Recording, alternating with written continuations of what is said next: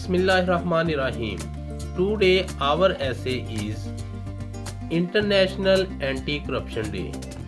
Number 1. In December 2003, the first step towards the fight against international corruption started.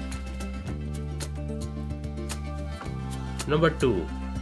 The draft of this day was first on 31 October 2003. Number 3. United Nations Development Program arranged the International Anti-Corruption Day. Number 4. Every year on the 9th December, we celebrate this day worldwide.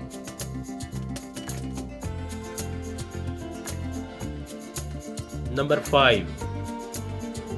This day aims to make a corruption-free society.